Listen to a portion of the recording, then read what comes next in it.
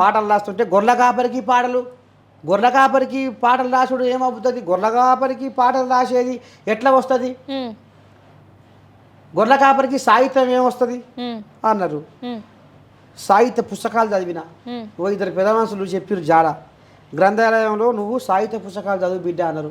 సాహిత్య పుస్తకాలు చదివిన ఎల్లాక వాడిన తెలుగు భాషతోటి వెలుగులోకి వచ్చిన పుస్తకాలు చదివి ప్రపంచ తెలుగు మహాసభలలో 2012లో ఆ రకంగా నేను తెలుగు భాషతోటి చిన్నగా బయటికి వస్తే అప్పుడు విలేకరులు మా రావణపేట విలేకరులు గొర్రెల కాపరి నోట జానపదాల మూట గొర్రెల కాపరి పాటల్లో దిట్ట అని బ్రహ్మాండంగా ఎడ్డింగులు పెట్టి నా గురించి రాసిర్రు.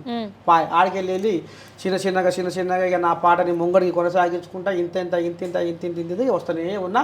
ఆఖరికి వస్తున్న కాలం కొన్ని బతుకమ్మ పాట అది బాగా ఉరుకులాడింది తెలంగాణ సమాజంలో, ఏపీ సమాజంలో.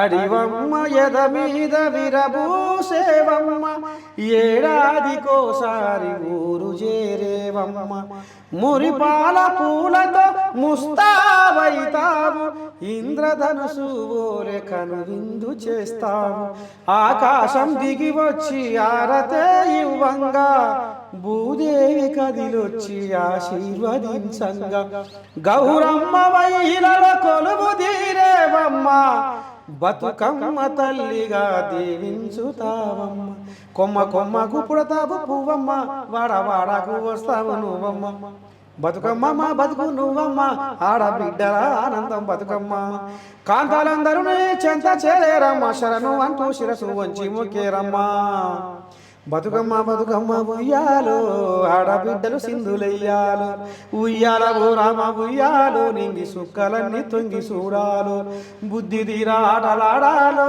శుద్ధులెన్నో చెప్పుకోవాలో తెలంగాణ తెగ మురవాలో ఈ జగమే సిగముగాలో. ఈ పాట అమ్మ తెలంగాణ కాదు, ఏపీ కాదు, ప్రతి ఒక్క టీవీ ఛానళ్ళలో మోగింది పాట. ఎవరి పాట రాసిన ఆయన, ఎవరి పాట మోగించిన ఆయన అని అనవచ్చు.